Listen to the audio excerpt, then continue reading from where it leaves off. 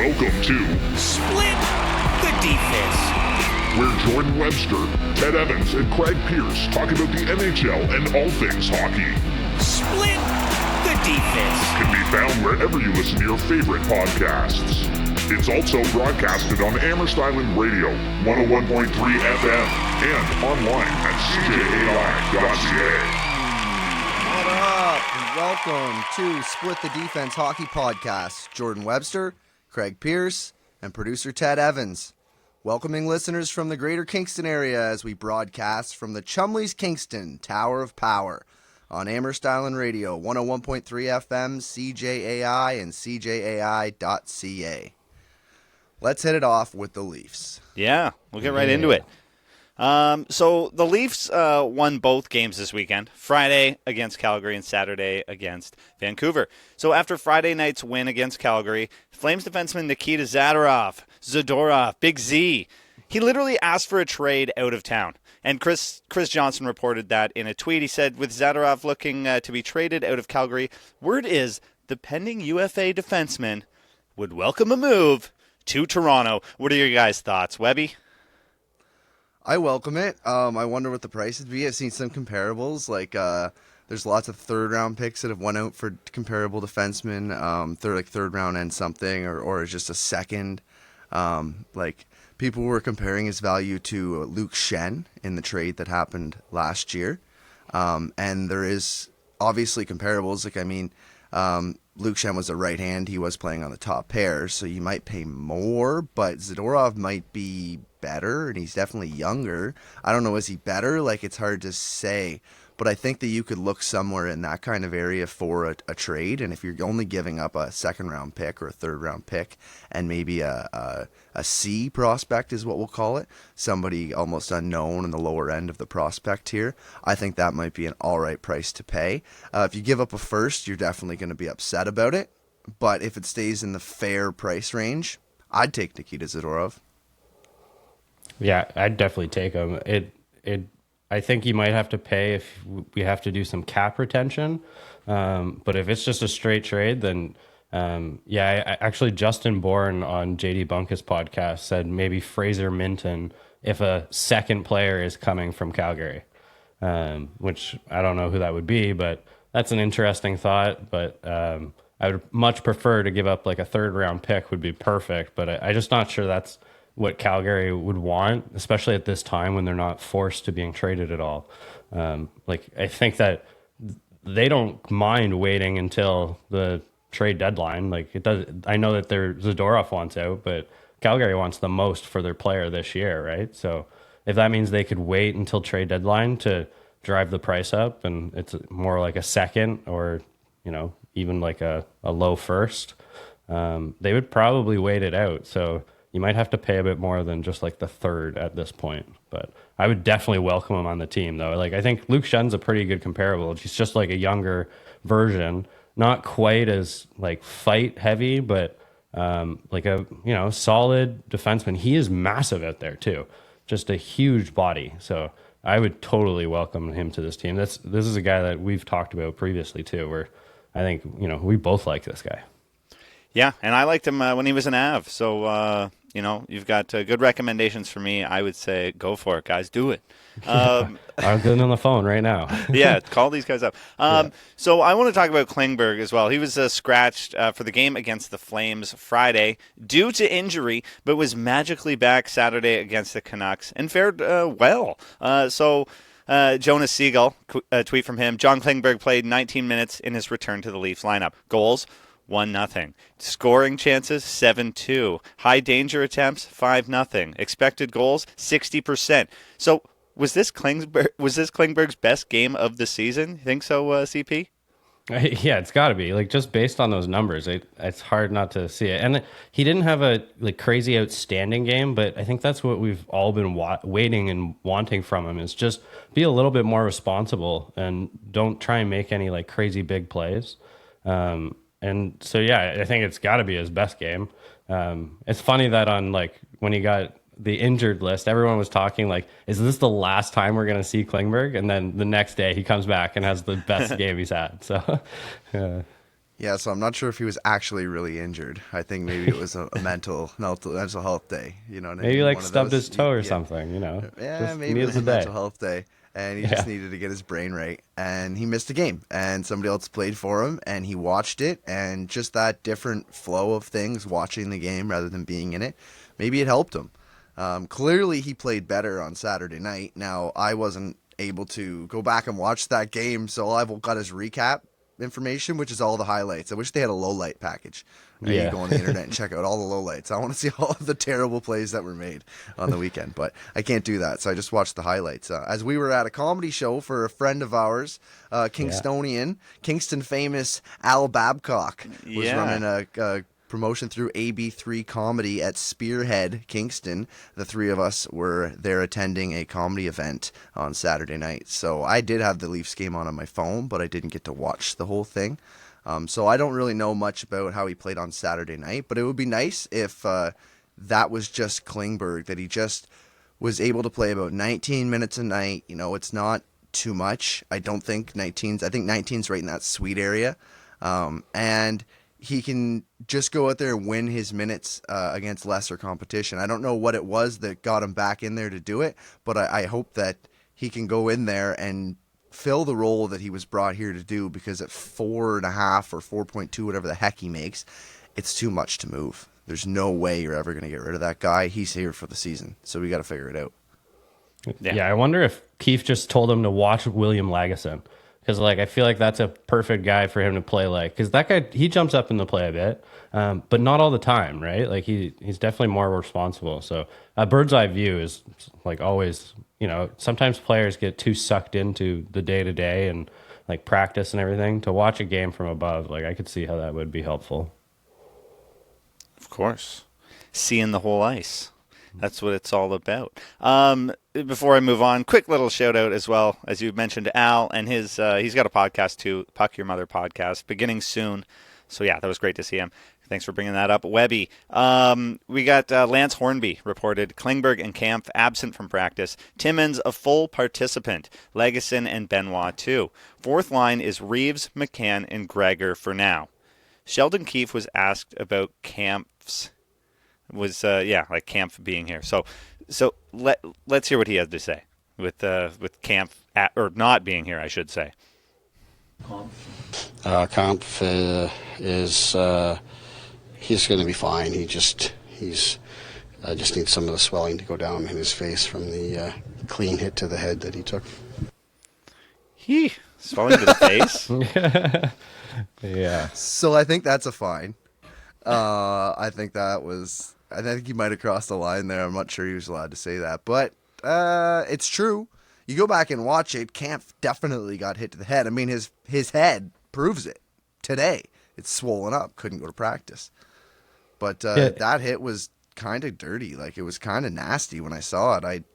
When I first saw it in real time, I didn't think much of it. I don't know if you did either, CP, but after you go back and watch it, it's oh, that's a bad one. Yeah, the broadcast called it clean. They just called it a big hit. And Joshua is really big.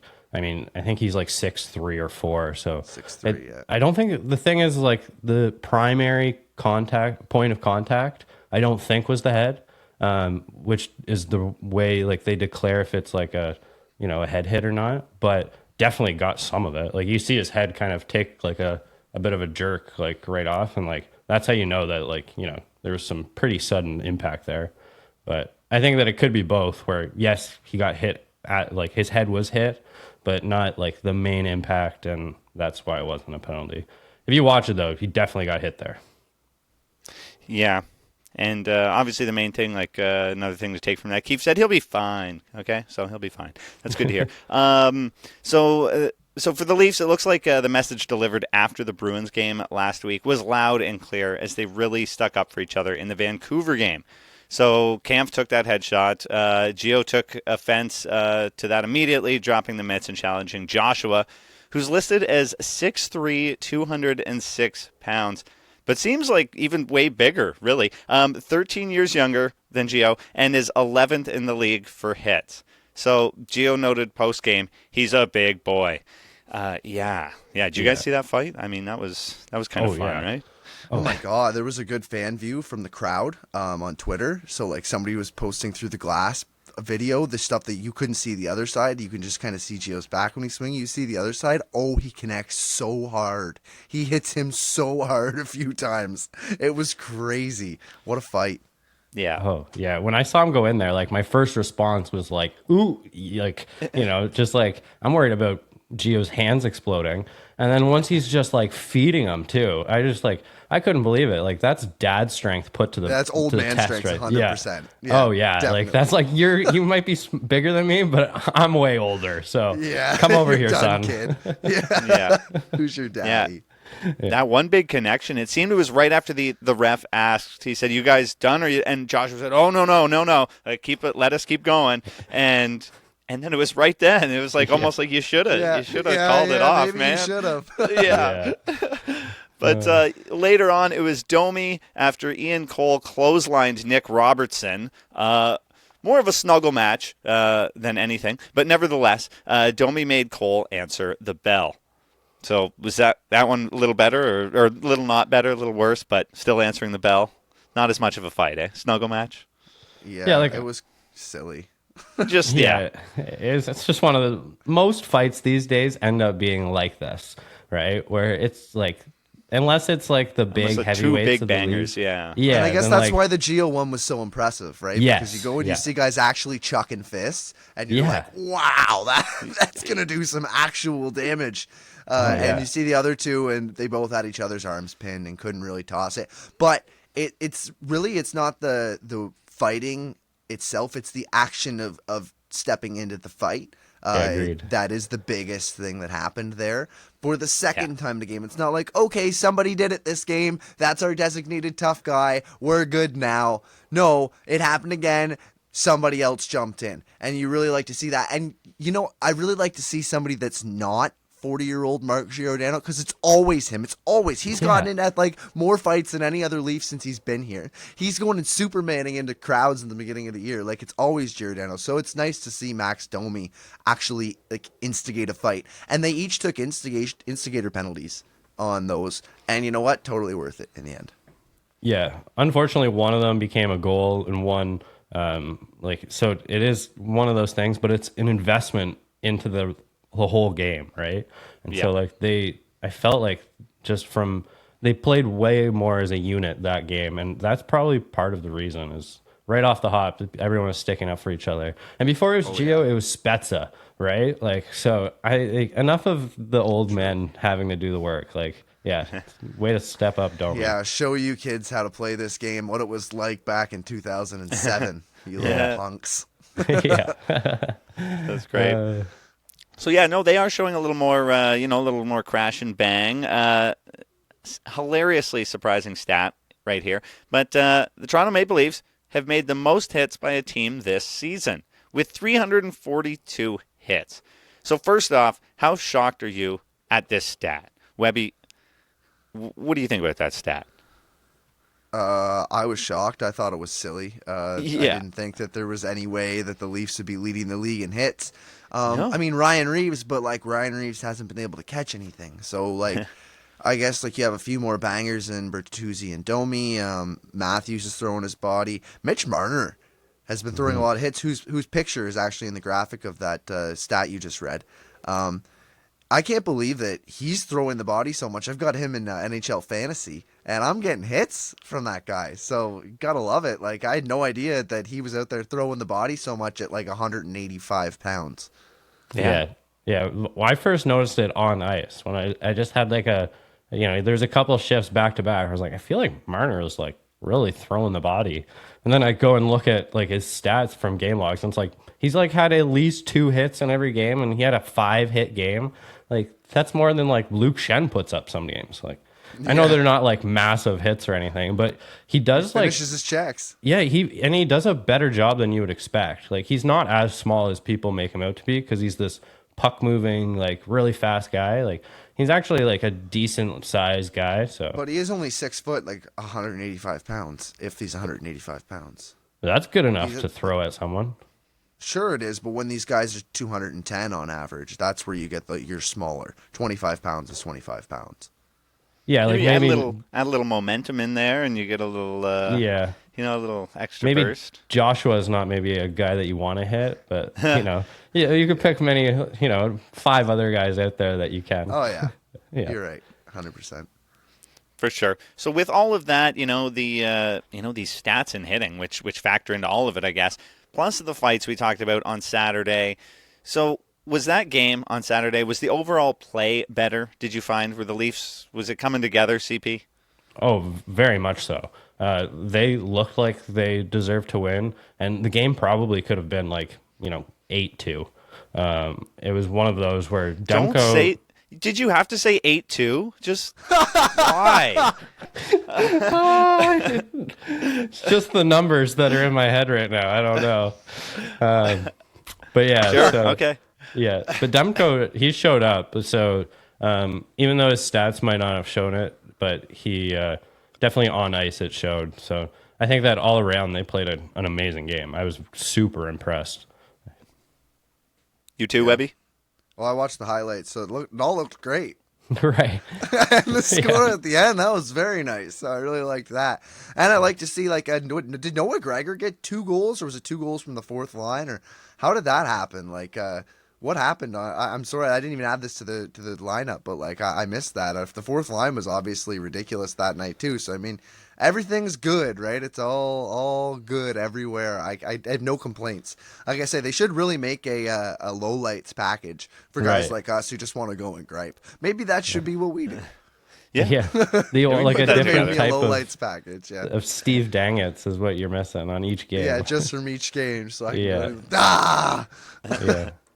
Yeah, the Flop it. Gregor, one of the goals was on a mixed line. Like Bertuzzi was out there and stuff like that. So wasn't necessarily right from a straight fourth line, but goes to show you they were rolling. Like Webby, you're someone who really believes in a fourth line being a big part of the team, and so It yeah, shows they you were, how big of a difference it is when it's good, right? yeah, they were just able to roll things a lot smoother. And I'm not sure that Reeves, unless injury, I think he'll be sitting a lot more than he's going to be playing.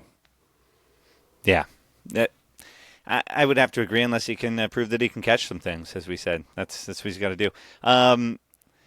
So all of this, I'm going to wrap all of this up again. I just did this, but I'm going to do this again because we've got Bertuzzi now looking better on line 2, as we mentioned. The third line's clicking. We said Klingberg's possibly the best game of the season. All that hitting, the fighting, everything. Do you guys still have doubts, though, after this? Or do you need to see even more to believe it? What do you think, Webby? I think things are finally starting to click, actually. Yeah? I wonder if Sheldon Keefe Tinkerbell's his way into messing this all up. But, the first sign of fault, and then all of a sudden he's just going to destroy everything. But I think that it's nice to see that finally you got things in places and they're working. Like Nyes looks good on the top line. On the second line, we have Bertuzzi, who actually scored a goal. He scored a couple goals in his last couple of games. He's looked a lot better his last 3-4 games. On the third line, you've got the third line. We have a third line. Like CP, we have a third line. Like the first third line that you're like, wow, that's good. Since David Kampf, Pierre Engvall, and Ilya Mikheyev. And even that was we had Andre Kosh in there sometimes too. And it was what is this line? Is it not? But they were successful. So you're like, hey, it's decent. But since then, it's what is this team?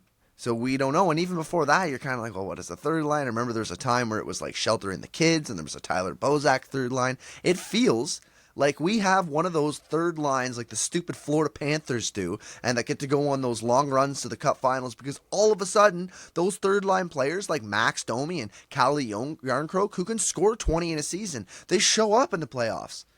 So I think maybe the third line is a really big thing. And then the fourth line, which I think I'm just going to get right into. We had Gregor, Kampf, and McMahon on the fourth line. There was a huge difference, right? We just talked about that. Just one player sitting Ryan Reeves, which not sure how much of a playoff player he was going to be in the first place, but for this regular season, I'm not sure he's even got a place because you see one game how much of a change in momentum it looked like for the Leafs. Now I can't say that I watched every second, and I can tell you that when they own, and they just dominated. I didn't see that, like I said. But if that's all it takes, and that's what we've been preaching for, I think both of us or all of us have been preaching for Ryan Reeves to just sit down, to just try something else, because it's not working. Whatever they were doing there just isn't working. And now you have Bobby McMahon, who, like, I mean, we're going to remember Bobby McMahon's name, but most fans in 5 years' time probably won't remember Bobby McMahon. He'll be a guy who we go, oh, right, Bobby McMahon. He comes in, a replacement level player, and he rocks it. And all of a sudden, like, oh, this fourth line's good. And what did Bobby McMahon do? Almost nothing. Right. But it was good. It was better than what the other guys were providing. He's fast. He can shoot pucks. He's big. You know, and like the other two guys, like Noah Gregor, I think is better than we thought. And he's obviously only going to be here 1 year because everybody's going to see that. Somebody's going to pay him $2.5 million next year. He's going to put him in like David Camp kind of thing. He might be your third or your fourth line center, but he's good, right? He's very good. Defensive upside. He's a very defensive good player, and he's got offensive upside to him. He can shoot the puck. Like, he definitely can shoot the puck.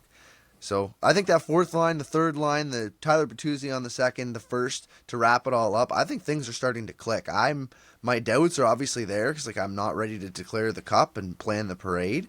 But, like, oh, the team that they built is working now. It's nice to see that.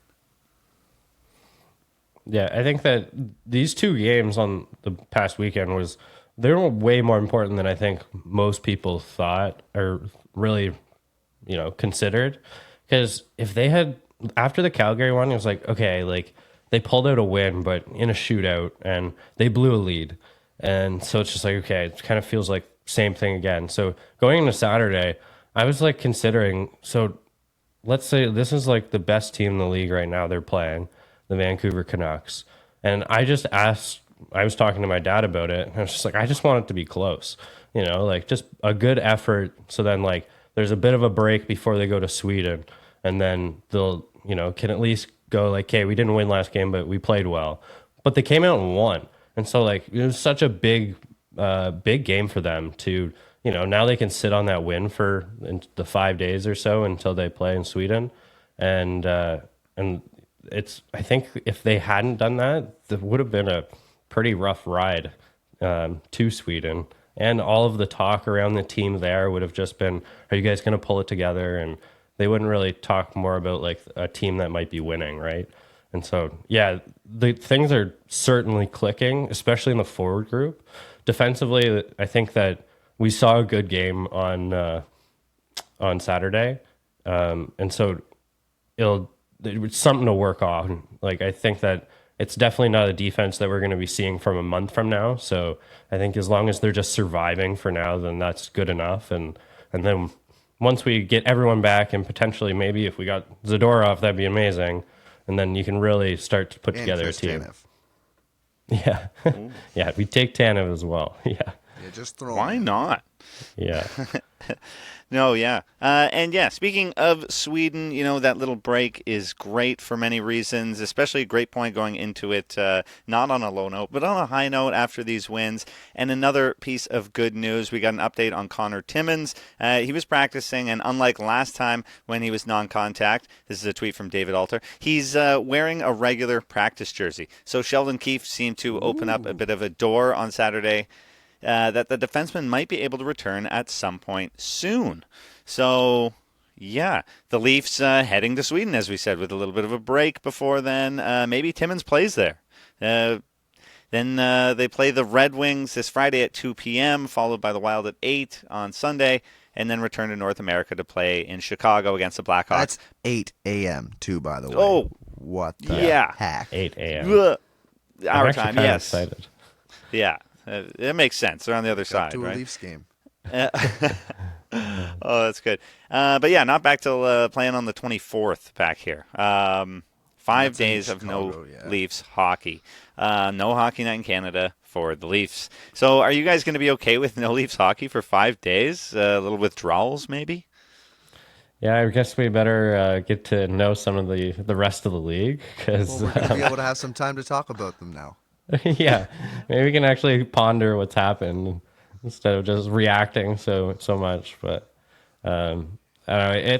I'll welcome the break. I'll be excited for the next game, and it's kind of a new spin. Like kind of sucks. Like the game's at 2 p.m. on Friday, which I already heard some guys at work talk about calling in sick. So Oh, I'm noon done.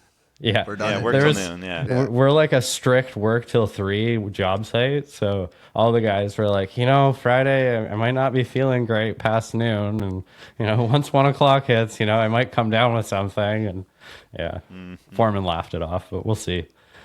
Yeah. I mean, you're not allowed to play your phones at work either, eh? So like you No. wouldn't be able to just put the game on. Like No. we were at work, Not and we even put on earbuds? the No? Yeah, Canada National Soccer. Right, I can listen Remember when to they it. played that? Yeah. Yeah. You can put it in your headphones at your job site. That's good at least. Yeah. At least Some job something, sites yeah. you can't do that even. Yeah. But, to be we watched fair, the I'm gonna record it, and I'll block out every social media and group chat I have until I'm caught up. By the way, we mentioned we were talking about Al Babcock earlier. We have a couple of insiders lined up for the next few weeks. Yes. Coming up next, we have one for the Minnesota Wild. Her name is Mickey Tui. She's going to be here on the 17th. And then Al Babcock from Puck Your Mother podcast. He's going to be here to tee off the Hawks game on the 23rd before the Leafs play on the 24th. Nice. So that will be fun to talk to those guys and hear what they think about the Leafs from their perspective. Yeah, sure. that'd be good. Some great guests. All right. This is Split the Defense podcast. This is the juiciest storyline we have in Canada, at least this week right now, because all we really care about is hockey. We have a segment called North of the Blue Line. We're going to use this story to fill that segment. Jay Woodcroft was relieved of his head coaching duties in Edmonton and is replaced by Chris Knobloch, who was coaching in the AHL for the Hartford Wolfpack, but was also Connor McDavid's coach in junior. Paul Coffey will join him as an assistant. Obviously, we all know who Paul Coffey is. If you don't know who Paul Coffey is and you're listening to this podcast, just Google it. You'll be like, oh, wow. Yeah. Anyways, Connor McDavid says he has no role in the Oilers hiring Knobloch. Quote, I know the narrative out there, obviously, but it couldn't be further from the truth. End quote. Knobloch seems very emotional, is my words, which is understood, but I'm pretty sure he's basically in the dark and learning on the fly, based on the fact that Ken Holland had to answer whether or not the coaching staff were going to change. Clearly not his decision. Listen to this. Each role kind of staying the same in terms of the guys that are still sticking around on the coaching staff. Yes, everything's staying the same, obviously. You hear the yes from the kind of from the muted microphone in the background before he answers yes, because he doesn't know. Yeah, you can see a bit of hesitation. He kind of looks around before, and then yeah. You hear the other yes, and he goes, yeah. This guy has no idea what he's getting into, I don't think. He looks like a very genuine human being from everything I've seen of him so far. And this poor guy, I'm not sure that he has any idea what the heck he's walking into here. The next thing I wanted to show you is it gets better. Jeff Jackson and Ken Holland. They definitely didn't have a pre-presser meeting when they were asked about whether the players were spoken to about a change. Listen to this one. I'll let, because I have talked over this past week with some of the veterans on our team. I'm not going to tell you what they said. I take the information. Ultimately, I have to make decisions. Obviously, Jeff's got a long relationship with Connor. You can probably talk about that. Yeah, no, I mean, we didn't consult with the players on this decision. Never spoke with Connor or Leon or Nuge or Nursey or any of the other leadership group. Yeah, we definitely did. I spoke to all of them. Yeah, we definitely did. And then the boss comes in. No, nobody spoke to anybody. It's not their decision. What is going on? Oh, that is crazy. I know. Just have a little talk first, I feel like the baby you could hear in the background was more coherent than those guys. Like there was a baby babbling on the background, and he was making more sense than those. Like they were not in sync. Like whoever their PR guy is should be fired instantly. Yeah. Like they need a PR team for that dumpster fire. I have no idea how that's an email. You could have figured that out in an email. Like these are the questions that are probably going to be asked. Yeah, let's talk about it before and we walk out. Here's your general answer. They each go whoop. Yeah. opposite. Or ways. just don't Oh my lie, God. Ken Holland or Jeff Jackson. Which one of you is lying? Because obviously one of them was lying, right? Like it's Ken Holland. It looks like he's like, don't you know Jim, or Jim knows you, or like he's going on about whatever, sure, and he just makes it up. Like he was totally politicianing his way through that, making up whatever just to get through. Yeah, there are trees in the forest, and I see them as the forest and trees, so they are everything. It's all yes, absolutely. No, that's my answer. So that was pretty much what Ken Holland did, and Jeff Jackson comes in, who seems to be obviously pulling the strings. And steps over Ken Holland and says, no, in fact, we weren't talking to the players. They have no idea what's going on here because you don't let the inmates run the asylum, which was said on Sportsnet 590 radio today by Ben Ennis. And I love that quote. That's good. You don't let the inmates run the asylum. Why would you? Like, it's not basketball as they make comparison to. This isn't GM LeBron. It's not GM Connor McDavid. He doesn't get to make the decisions. This is a 20-man team. Like 20 guys go out there, 18 of them, every night, and play. So, like, at the end of the day, you have to think it's not like down to one guy where, like, in basketball there's 5, something like that. I don't know how much Connor McDavid really should be involved, or Darnell Nurse, or, Leon Draisaitl for that matter, like any of them. I don't think any of them really should have a say. Do you guys? Not like a say, like a final, like, well, Connor said no, so we can, or like, but his input would be, like, for him to maybe be a reference, like, hey, you've been coached by this guy before. Is he weird? Is he bad? Is he good? He goes, yeah, like thumbs up. That doesn't mean he made a decision. He might, getting input from them seems okay, but should they have a say? I don't think they should have like this was about actually getting rid of Woodcroft. So they had no idea Woodcroft was fired until the deed was going to be done, or the deed was done. Because hockey, people learn things on Twitter before they're actually told by the organization. So about Woodcroft actually being let go, the players had no idea that he was even going to be fired. Yeah. And I think that they shouldn't. Like, it's not up to them. I feel like all of these, when we say players, it includes everybody except for Connor McDavid, because I don't believe for a second that he didn't know. He's like, they've consulted him on almost everything else, down to what players they want to bring in, who they don't want to be traded out. I can't believe that he didn't at least know before it dropped, and like it would be unprofessional not to get his opinion on their new coach. Because, he was coached by him. So, like, it just makes sense. Like, if they didn't ask him, then, like, you're not doing your job properly. You should ask everybody possible that's come in contact with this guy. And that includes Connor McDavid and Connor Brown, for that matter. So, I agree with that in that sense. And that's what I'm saying is just do the job in that sense. But, yes, about the Woodcroft firing, I don't know. Do you think that McDavid would have known before like that, Webby? Because I don't know if like you said, I think he may have found out. Consulted. Like, maybe the players were, but, like, I'm not sure. Like, you can consult somebody when you have the first initial feeling. Like, is Woodcroft maybe the problem? And they talk to the players. Then they go back and they've decided that Woodcroft isn't the problem. And then a few weeks later they decide maybe Woodcroft is the problem. And they don't ask the players this time, and they just go and they do it. That is a scenario I could see, and maybe that's why both of them were like, yes, we did. Because Kenny's like, yeah, I did. I talked to those guys a few weeks ago about it. Jeff's like, no, we didn't. And it's like, well, I did, because you told me to a few weeks ago, so I went down there and did it. Right. I don't know. It's hard to say in the actual what timeline they're referencing is was it in the final decision, or have they ever asked about letting him go? Right. I don't know whether that's the gray area of the question.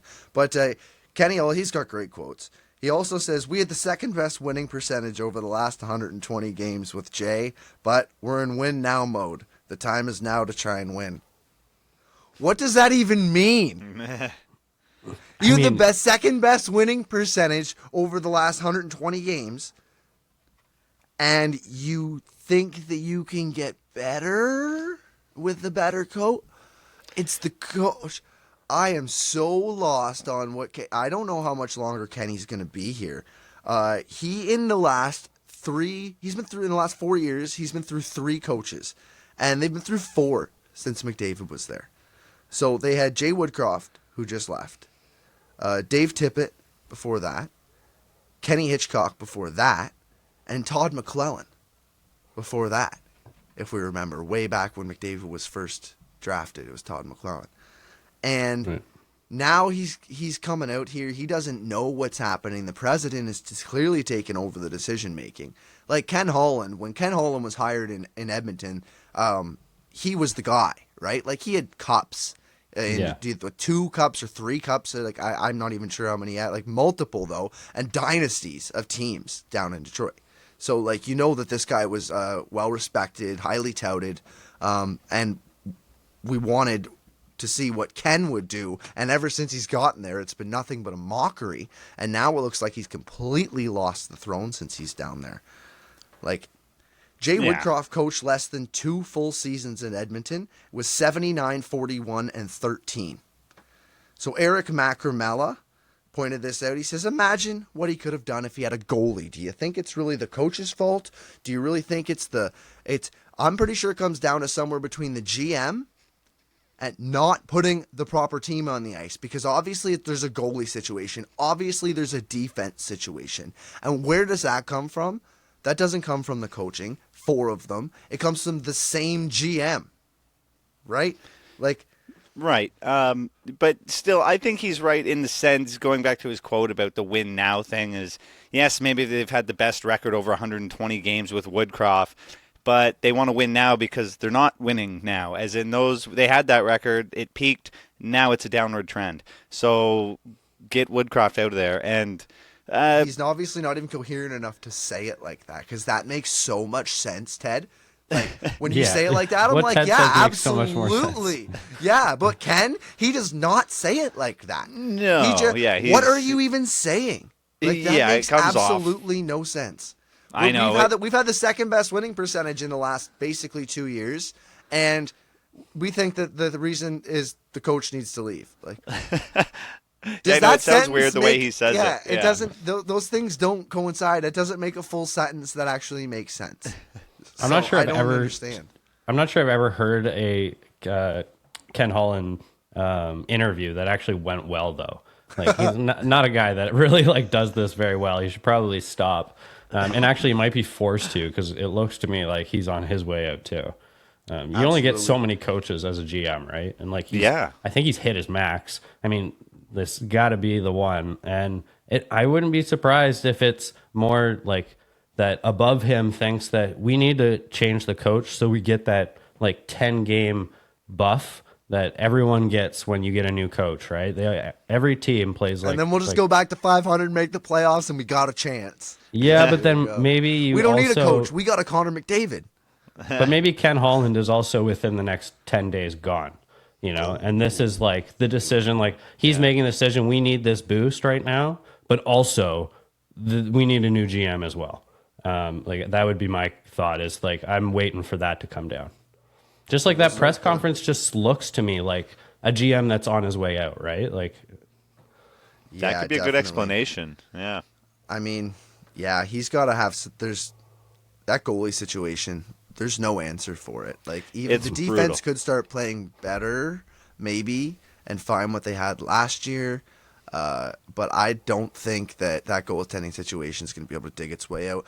Jack Campbell went down to the A and let in like 4 or 5. Yeah, it was horrible. Bad. Not good. Yeah. And not look good either. And yeah, it's the not one even was just, so ugly. Like, it's not even just Ken Holland. That's the problem, guys. So it goes above that. You look, the whole entire organization is making mistakes. Picture this, Nathan Graff says, you're the Edmonton Oilers. Jesper Wallstadt's on the board. Instead, you trade with Minnesota and get a third to go from 19th to 21st. You drop down 2 picks. Minnesota takes Jesper Wallstadt, and you sign Jack Campbell instead. You waive him 1 year later. Jasper Wallstedt is named AHL Player of the Week at 20 this week. Yeah. How come Ken Holland was the only one that didn't know that was a bad contract signing? Like, yeah, so I mean, do you want to blame the signing, or like, obviously, like a whole bunch of people were in on that, and the drafting, which you know isn't just done by a GM. That whole organization has missed the mark. Yeah, decision after decision that everyone else is in the loop on, and they aren't. It's like, how do you guys not have a central scouting department? Do you guys not even have Twitter? Like, do you? Like, no, we don't have Twitter. Twitter's for analytics, boots on the ground. They says, but like, I don't understand, man. It makes the organization. I can't put the blame solely in one person's hands. Is what I'm saying. It's just such a tire fire there, and we'll have to see. Like you say, maybe in 10 days, Ken Holland's gone. He might be. Maybe it's 2 weeks. Maybe it's a couple of a little bit longer. Maybe it's the end of the season because he might get a run to the end of the season. It'd be interesting seeing a team in go for it mode, change interim GMs with like who would be his successor. I guess Jeff Jackson could just take it over, but like that would be crazy. We'll have to see what develops from that. For sure. We'll definitely check back in on that on Thursday. Anyways, let's flip over to the Colorado Avalanche. Woo. Okay, the Avalanche, the Avs. It's been better in Denver. The Avs got whomped 8-2 by the St. Louis Blues on Saturday night. A lot of talk that the team quit in the third. Jared Bednar said the third period was the worst he's ever seen with the club, considering he coached the league worst 2016-17 team. That's saying something. Yeah, they were awful that year, and to top or do worse than that is pretty bad. McKinnon was asked. He was asked if he would agree with the word "quit" that was thrown around last night by teammates and coaches. He says, "I don't know. Just it's hard losing 6-1. Guys get the puck, and I think they're a little nervous. Maybe the crowd's on us, and it's tough to make plays in that mindset for sure. So we come in with a clear head, and." Or we got to come in with a clear head and, have no fear of failure, no fear, no hesitation. And I just think, honestly, execution in that builds confidence. And that's how we get in our game. I think when you're frustrated and when you're not making plays, you're not going to read defensive plays right. I think everything kind of snowballs from there. So did it look like the team quit from you? More what Nate said, or maybe just some players quit specifically? What did you see after the game in St. Louis or during the third period specifically? Yeah, I think it was a lot like Nate has a good read on it in the sense of it just kept snowballing, and you get down to a point where at that point he said they were down 6-1 then, and you're already kind of at a point like we're probably not going to go out and score 7 goals here, 6 goals and take a lead, but so they're not quitting in the sense, but they go out there, you got to kind of have a clear mind and say just go out, play your game, just do the things. But as things have already been going wrong, it is hard to shake that going into a third period down 6-1. And so, I wouldn't say quit because I don't think it's part of the culture. But yeah. But, like, how could it be worse than the previous periods when it was already 6-1? Like, it's just one of those, like, the game wasn't going well. And, like, they let in 2 goals, and, like, obviously, like, the effort, I guess, is what they're talking about more, right? But we've seen that before. Like, what are you expecting from the guys, Yeah, exactly. And they know it, too. They know things are already not going well. So, just want to go home. Yeah, what team would? It's a long season, 82 games. There's a lot of games in a season. This one's already a lot lost. Of games. That's Steve Dangle. That's all I can think of every single time. I think there's a lot of games this season. That's a lot of games. 82 games. It's a lot of games. It's a lot of games. Yeah, it is. It's true, and it's just one. And this one went to stink early, and they decided, maybe let's just try not to get hurt. And that's it, exactly. Yeah, let's not overextend and, hey, lay out and block this or make this crazy play so we can make it 8-3. Like, no, let's just, we'll just ride it out. Yeah. Yeah, it's, speaking of that, there's some quotes from Bednar. He says, "It's a miserable day." To. Deep down, a lot of me would have loved to work our guys to death today, but we didn't actually have enough guys to practice. Yikes. So the team has a lot of players dinged up, and the lineup is in question tomorrow. Bednar doesn't know how serious any of the injuries are yet. Do you think injuries are to blame for the last few games and the way things have been going? Like, this doesn't sound good. If you had to pick a player going through an injury, do you have one that you could pick out? Maybe there's a couple guys who have been dinged up that have been playing through something. I was thinking about that earlier because there's been guys who have been really popping off right at the start and then seem to slow down or something, but they didn't, take an injury break because there's been a lot of other of those, and maybe guys are playing through it, like maybe Miko. I was thinking like where he was going crazy, and then maybe he's just got something. They're spreading out things right now. I think they're trying him down on the second line, and not because he's not doing well, but just to spread out the talent. But he also isn't keeping up to that initial level he had, and I was calling it, and I still think he's going to have like a career year this year, even more so than he did last year. But maybe right now he's playing through something. If I had to pick one, yeah, Miko might be playing through something. Yeah, I wonder with all the guys, like, they're not going to show their hand, but with all the guys that have been coming in and out of the lineup, I wonder if that has anything to do with it. Remember, like, I wonder if it's guys like his Cogs still, like, working his way back. Maybe he's not so much, like, yeah, he was day to day sore the other day, I mean, like, other guys that are lower in the lineup, that like McDermott, maybe they're those guys, and like as much as like we've talked about here on Split the Defense that. Sometimes you don't think a fourth line's important. It really is. It really, really is. It's like a flip over. It's like the end of the batting order. You don't put just a scrub in the ninth hole. Because you want to put your scrub in the 7th, 8th. Like that's because you need to put somebody in the ninth that can turn it back over to the starting of the lineup. Right? Somebody who's decent-ish. Maybe doesn't hit for power, but hits for average. That's baseball, but at the end of the day, you need somebody good on that fourth line to turn it over. They don't have to hit for power. They don't have to score a lot of goals. But what they have to do is they have to be able to go out there and play the game for their time without any worries that there's going to be a problem. And if, these guys are hurt, then they aren't going to be able to do that. They're flipping guys in and out of the lineup. They're trying different people here and there, and they're saying, I just want to see how he looks, and I wonder if it's maybe the guys are hurt. Maybe they're playing their third and fourth line a little more than they want because maybe Miko's hurt. Maybe there's other top 6 players who are battling stuff, and they're giving them less minutes, so other guys have to fill that time, and maybe those guys are worn out. There's so many possibilities of what's going on.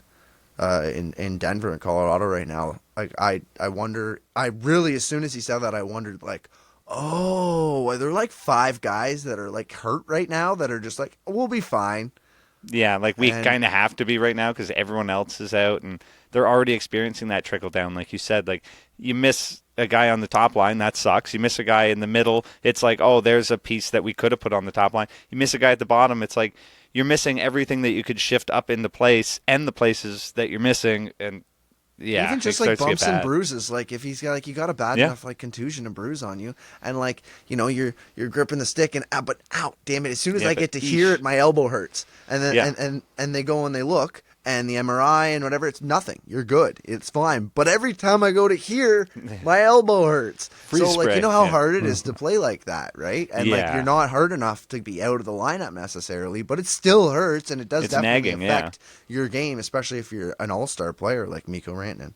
For sure. I think almost every player in the league is playing with some sort of a banged up something or other, right? And it changes throughout the year, right? But if your top guys are all kind of feeling it and feeling it a lot, like, I mean, I wouldn't be surprised. That's probably what is happening here.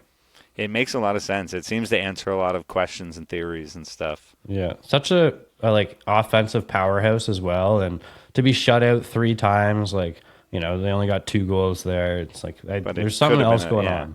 The power play should be getting more goals than that. So, yeah. So I wonder, we talked about trades in earlier shows. Do you think, do the Avs need to make a move, or do they give it time? Like, how long do they give it? Where do you make a move? Do you think it's got to be, you have to trade a defenseman for an impact forward, right? Like, that's going to have to be the way from this team, in my opinion. But like, do you think that the Avs are due to maybe make a move and make a shakeup? I think something might happen soon. I noticed they put Lehkonen on the injury reserve. And I don't know if at first he was just like out, like day to day. He was this, he was that, and then it was like out for weeks, and then it was like injured reserve. So I don't know if that's a space thing too. I don't know if that opens up a minimal amount of space for them to do something, bring someone on, or if they're just going to move some players. Because I heard some rumblings too of of maybe Zadorov coming back to Colorado as well. Yeah, that's totally a possibility. Yeah. Move a good defenseman out, bring Zadorov back. Maybe, I don't know. Yeah, and That and seems of course, insane, though. There's I know. such good depth in defense. Like I feel like you got to take away from that defense to provide otherwise. But yeah, it's interesting because I think if we do something like that, it's going to be a multi-piece move. Like it's going to be a defenseman for a forward, and then like a Gerard or Byram. Yeah, I think Gerard might move if we're going to move a defenseman to somewhere, and then they'll get something, and they'll use a pick to get Zadorov back. They'll have to empty the money out to get it back, though. That's the thing, right? So I know. Move Gerard at $5 million, and then if you're taking Zadorov back, what does he make? Like, I think he makes $3 million or almost $4 million. Like, I'd have to look up his contract, but in that, you don't have very much wiggle room. So what do you get? Like a $1.5–2 million forward, which I think at trade deadline turns out to be like a $3 million forward. But I don't think the Avs can afford to wait till trade deadline. No, I don't think they have that kind of time. No, we got to figure it out, and that's the thing. I don't think we can give it time. I don't know how long exactly, but if things continue like this, they'll push it up to last week. They'll do it as soon as they can, I think. Well, something's going to have to change, and we'll have to check back in on Friday when we see how the Avs are doing then. Yeah. But for now, we've got a couple more minutes, so I want to touch on a couple more things, actually. The first thing I wanted to note is that it was released today that PWHL Toronto is going to have the same practice facility, which is the Ford Performance Center. It's going to share that with the Leafs and the Marlies. So that's huge because that means that our favorite women's hockey team is going to have all the dope resources that our favorite men's hockey team does. And that's going to be great. I can't wait for these guys to drop the puck. Like I have no idea what's happening. I'm Googling all the time, and they're just like, you look for it. It must be heavily sought after because it's like, just wait. Just wait. It'll be there. It's coming, but it's not there yet. It's just hold on. Just hold on. So I'm really excited to see that. I thought that was notable news because I think that there's probably going to be some, I wonder if MLSE gets involved in owning it, and I wonder if there's any cross training and there's any kind of, and Toronto's a great place to play in the NHL. I wonder if it's going to be a great place to play in the PWHL too. It's a tough city. But, I don't know how much the Six had those kind of amenities when they were like that before. But I hope going forward that this team gets all decked right out. And then we get the best players that all want to come here and sign free agents. Because it's probably going to be a jungle when all that starts. Like the first few years of free agency and everything. And in 5 years, 3 years, however long these first contracts are. It's just going to be a jungle of players and good players. And there's only 6 teams, might be 8 or 10 teams by then. It's going to be so much fun. Yeah, for sure. My favorite part about this is that they're right where all the media is going to be. And the Ford Performance Center is like a media hotbed, right? Where everyone goes to check in on the team. And so you'll have a lot of the mainstream NHL reporters that will check in and possibly do some interviews. And I think this is a good way of spreading the team. And I think you might be right as well with MLSE getting involved. And I think that's when things really take off, right? The Six were independently owned and didn't have the benefit of having the Ford Performance Center. So I think this might be the start of some, extra things for this women's hockey league. Hopefully. They were excited. I listened to some interviews, and some of them are just excited to get new gloves provided. Some of the things in their negotiations were like we're not going to have TV dinners, right? With proper meals. And they're like, yeah, of course. It's just what these women have been used to is just so sad. And I just hope the bar is just raised so much higher. Yeah, me That's too. such a good part of it, yeah. Me too, because they're such skilled athletes. You see them play in the Olympics. Oh, for sure. That's really the only place that they're well marketed, and it's really good hockey. I'm excited to see. It's a different style of hockey, but just as nasty, just as physical, just as skilled. I think the only thing it's been missing is the highlight reels and just being covered in a mainstream way and just being available for people to watch, which we're still hoping for, that it'll be available just like regular hockey. Yeah, again, I don't know anything about a TV deal or nothing. Yeah, that better be coming. Hopefully. All right, well, that was awesome. This was awesome. You guys are awesome. You're awesome. Amherst Island Radio listener, thanks for listening. And we're broadcasting again from the Chumleys Kingston Tower of Power on Amherst Island Radio, 101.3 FM, CJAI, and CJAI.CA. We're also a podcast. We're on YouTube and Spotify and Apple and Google, or however that works, and all the crazy ones, all the big ones. We're all over the place. So split the defense. If you're hearing us on the radio and you want to watch more or listen to us more, we are available on Fridays as well in podcast form. And we're back here every Tuesday on Amherst Island Radio. So thank you. That was this week's episode. Peace. Peace.